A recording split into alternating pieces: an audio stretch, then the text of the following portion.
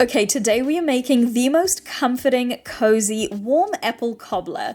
It's made up of juicy cinnamon spiced apples that sit beneath a golden buttery topping that's perfectly crisp on the outside and soft and tender in the middle. It's honestly so good. So to start off, you want to preheat your oven to 400F or 200C conventional and lightly grease a 9 by 13 inch baking dish and set it aside for now.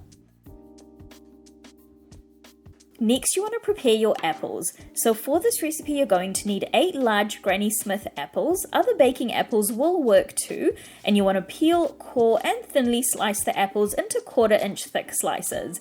You don't want them to be too thin, otherwise they'll turn mushy, which we don't want.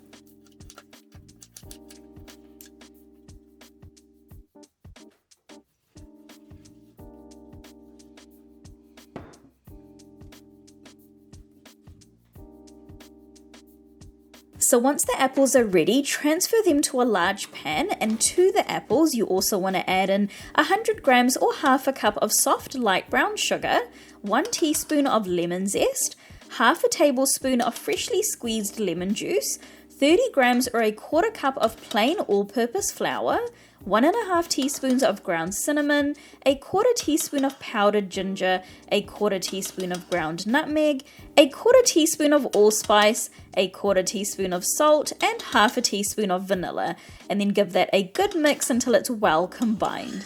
Now once it's mixed well, you just want to let it sit for 10 minutes to allow some of the juices from the apples to be released, and after about 10 minutes you should see a little liquid from the apples at the bottom of the pan. Now place the pan over a medium heat, and you want to cook the apples until they start to slightly soften, which should take about 5 minutes or so. You want to make sure that you stir the apples frequently because they can catch on the bottom of the pan, and you also want to make sure that you don't overcook the apples. So as soon as they start to soften a bit, then you want to take them off the heat. So once the apples are ready, you want to transfer them to the 9 by 13 inch baking dish that we greased earlier and spread them out evenly on the bottom, and then just set the dish aside for now while we work on the topping.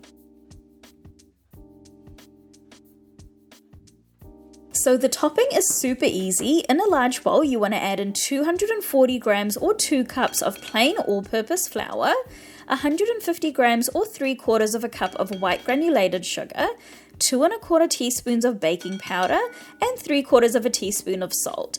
And then using a whisk, give that a good mix until it's well combined. Next, you want to add in 170 grams or 3/4 of a cup of cold unsalted butter that's been cut into small cubes, and you want to cut the butter into the flour, either using your hands like I am or using a pastry cutter. Your flour should turn a pale yellow color and have a sandy texture with large clumps of butter throughout the mixture. So once that's done, to finish off the topping, you want to add in 80 grams or 1/3 cup of cold whole milk and 3/4 of a teaspoon of vanilla, and then using a wooden spoon, you just want to mix that in gently until the flour is moistened and you have this kind of lumpy mixture, but you don't want to overmix because we don't want it to form a dough. So once your mixture looks something like this, you want to place it evenly over the apples that we prepared earlier, and you can spread the topping out slightly by gently pushing on the topping after you've placed it on top of the apples.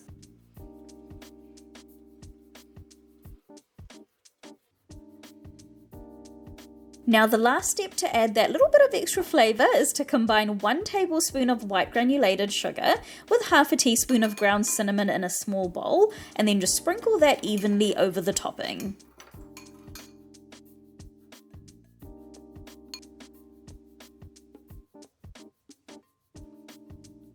Okay, so that is our cobbler all prepped and ready to go into our preheated oven for 35 minutes, or until the top is a beautiful golden brown color and you can see some of the apple filling bubbling around the edges of the dish.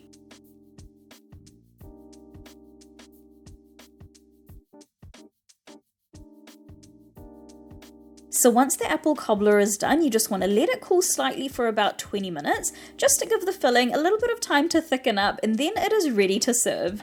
This apple cobbler is honestly so warm and comforting. It's packed with flavor and it pairs so well with a scoop of ice cream or even whipped cream on top.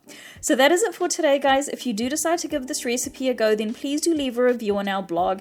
It really helps our content out here at Cakes by MK, and I'll see you in the next video.